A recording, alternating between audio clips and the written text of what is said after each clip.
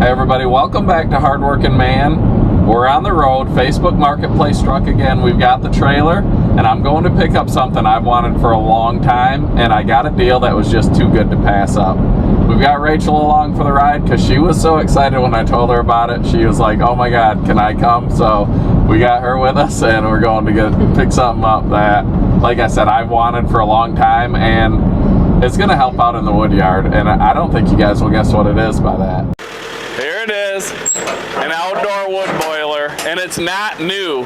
This is one of the old style pre-new EPA reburn emissions, and this is what I wanted. They don't burn nearly as efficiently as the new ones, but you can put almost whatever you want in these to burn, and my goal is to burn a lot of our scrap, a lot of our junk wood in this thing, and not only make hot water for our house, but produce some heat also.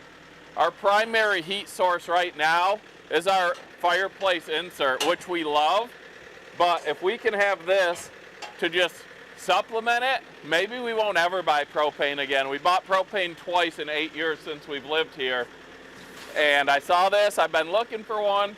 Usually when they're cheap on Facebook Marketplace, it's because the water jacket is cracked, either rusted out or they left water in it and it froze and cracked.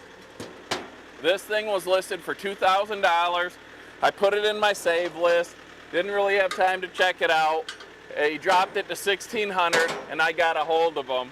Now initially, this was a Woodmaster AFS 1100. It was a pellet powered outdoor wood boiler, which I really honestly don't know why you would even make such a thing, because I have to imagine this thing just ate pellets like crazy. One of the bonuses of these outdoor wood boilers are that you can feed them almost anything. The new ones need the, nicer, more seasoned wood, but these ones you can put just about anything that'll burn in them. So the guy, it was listed as a pellet burning outdoor wood boiler that he converted over to natural wood. So I thought it was just something he did himself, but when he marked it down to $1,600, I was like, well, I'll go look at it, I'll check it out. Woodmaster actually makes a kit, and he bought the kit, converted this thing over. The one thing that doesn't change is this firebox here. The door is a little bit smaller than what the wood ones have. Everything else is pretty much the same now though. But I cleaned this thing out, vacuumed it out, brought our ash vac with the power pack, the Vitomin 1500 flash speed, vacuumed this thing out. We filled it with water, and there's not much rust in there at all, and it didn't leak at all. I talked them down to $1,000. Comes with a chimney, came with two heat exchangers. One I'm going to use for our hot water. When he bought the conversion kit, it comes with the blocker for the hopper. You remove the hopper, you block off the pellet feed, and then you need this new controller here. So this is the Woodmaster LT90 controller, what comes on their normal wood-fueled furnace. He converted it all over, used it for 8 years like this, but he moved into the city, had natural gas, didn't like getting firewood anymore, so he was getting rid of this, and I picked it up, and I can't wait to get this thing installed. I'm going to have to do a little bit of refurbishing on it. Once I get it unloaded, we'll show you what it has and what it needs and what my plans are for it.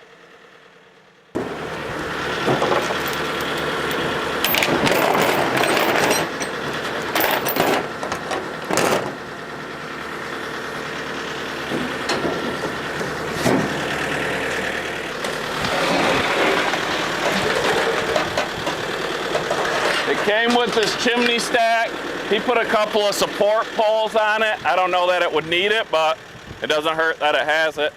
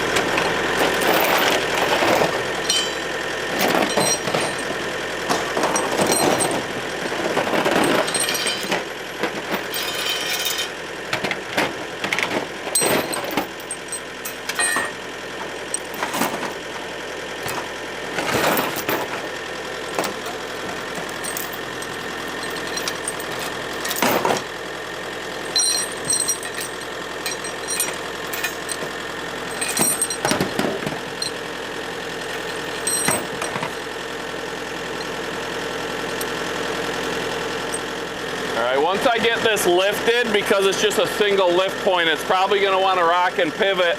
I'm going to strap the legs to that front to keep it from turning. That's my idea, at least.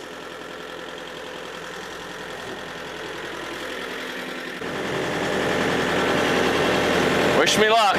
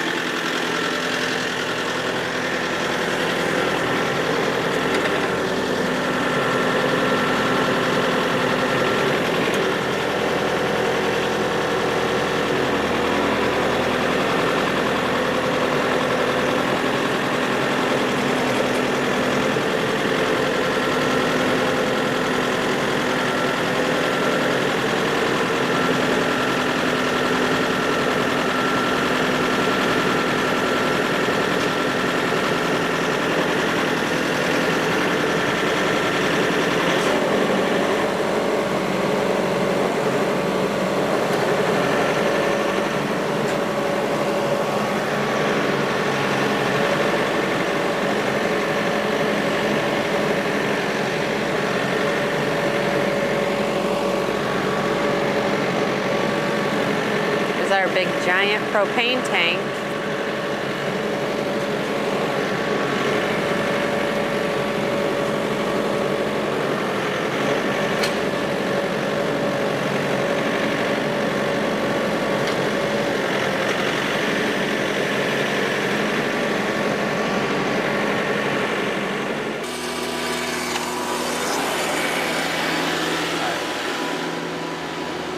Without fail, I swear this thing goes into regen anytime I'm trying to do something delicate. I know idling these new tractors down is not what you're supposed to do, but when you're trying to move something slow and steady, it always has to go into regen. Now I'm stuck with this thing at full RPMs, can't do anything, saving the environment. I don't get it.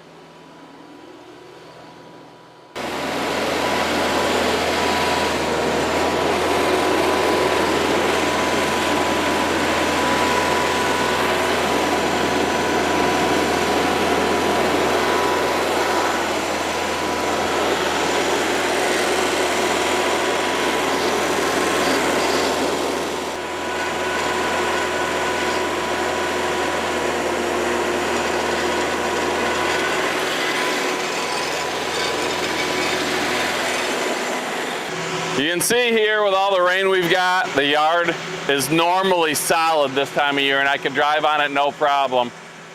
So right in this area is where I'd like to set this outdoor wood boiler up, because easy access to the basement, easy access to the wood yard, and we'll be able to come right off our little extra parking area to deliver wood to it nice and easy.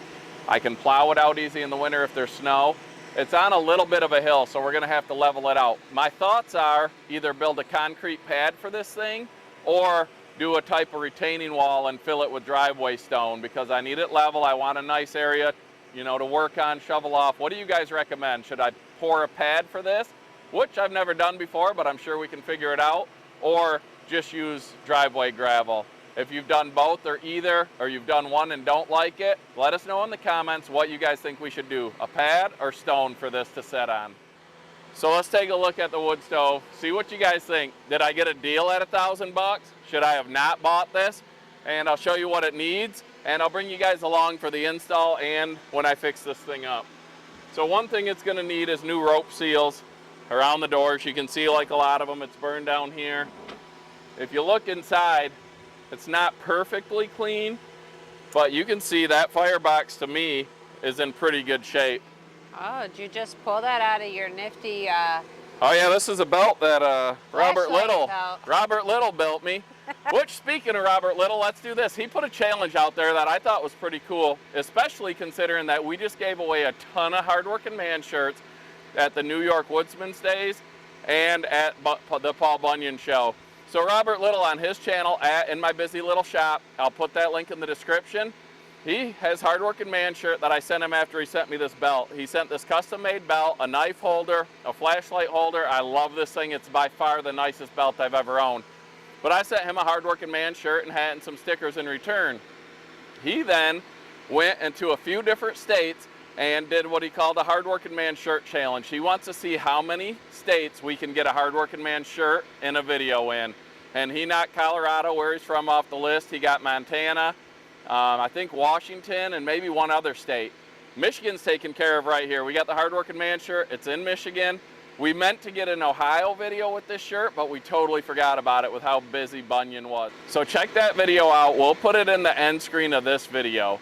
And let's see how many states we can knock off the list with the Hardworking Man shirts in your videos. Make sure to tag Hardworking Man and Robert Little so we can see, he can see if his challenge is working, and we can see how many of the 50 states we can get the Hardworking Man shirts in.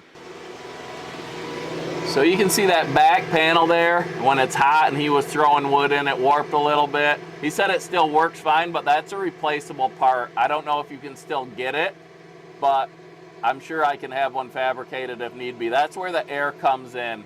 You can see the firebox is not in bad shape at all. And like I said, we filled this thing with water to make sure there's no leaks. That's one thing you want to check before you buy a used outdoor wood boiler, especially in the corners. What happens with these is people don't clean the ash out good or rinse them out before summer, and the ash holds all that humidity and it rusts them out and you get a water jacket leak. Or they let the water freeze inside of it and it cracks. That's easier to have fixed by a welder versus the rusted out water jacket. So hopefully I'll be good with this one. So here, this hole in the side, this is where the old pellet hopper mounted on the outside of this stove, and you would fill it with pellets. Again, no idea why they ever built one like that. Here's the stack. So the exhaust comes through those tubes in the top that are run through the water jacket and then out the stack here. You can hear the tractor still running in the background, doing my part to save the environment. It would be turned off right now, but instead I'm buying more diesel fuel. So in the back, this has two systems. That pump he doesn't believe is any good. He never used it. He only used this one. This pump is still good. So you have your hot water coming out. I don't know exactly how it works, but this pump is what will circulate the heated water through the heat exchangers in the house and then bring the cooled down water back into the water jacket to heat it back up. So this is the pump we're going to run off. And this here, this is the exhaust stack. Here's the blower fan to blow the exhaust out. And this is the air intake fan that pumps the air through this, which is the one that it was all, I guess, deformed inside. We threw power to this thing. He showed me that the pumps worked. He showed me that the fans work. There is a little bit of rope seal here because we're going to have to do the rope seal in this and the rope seal on the main door. And he said it's two different sizes. He doesn't remember which door that's for. But I'll show you those tubes that run through. So here you can see I'm going to have to redo this seal, clean this up, and these are the heat tubes that run through. They're the exhaust tubes. So the exhaust will go up in the front, come through these tubes, and then exit out the stack. These are just, I guess I don't even know. But anyways, those are in there. But he also built this tool that he would use to clean that out, and he would just hook this to a drill, a slow speed drill, and then run it in these tubes, which you can see I'm going to have to clean them out, but he would run it in those tubes to clean them out so they didn't get plugged up from creosote. You know, when you run these at lower temperatures, like we will a lot probably for hot water, it's not going to produce a ton of heat for our house. It's going to have to be cleaned a little bit more, but he built that tool. Overall, I think this thing's in pretty good shape. I can't wait to get it hooked up. Unlimited hot baths for Rachel and her soaker tub. She loves it, but I hate our electric water heater running for days to refill after she takes a bath. So That, the kids' showers. We got 4 kids. We're always showering, always doing laundry. We're going to be able to wash with hot water now. Once we get this hooked into our furnace, we'll have that in addition to our wood burning insert. So as long as this is going, we'll be able to only burn fires inside when we want to, either if it's freezing cold for a little extra heat or for ambiance when we want to have a fire. We love our indoor wood burner, but this is going to keep it a lot cleaner in the house, a little more humid in the winter, and free hot water, because we're going to burn all of our scraps and waste in here. So it's also going to help with Woodyard cleanup.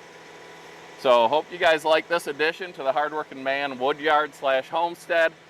We'll bring you along as we get this thing fixed up. And my brothers, who own a plumbing company, kindly volunteered to come on out and help me hook this up one of these days. Thanks for watching, Hardworking Man. Just another step in the journey of living off all the stuff that we make. The wood scraps are now going to make our hot water and our heat. Have a great day, guys.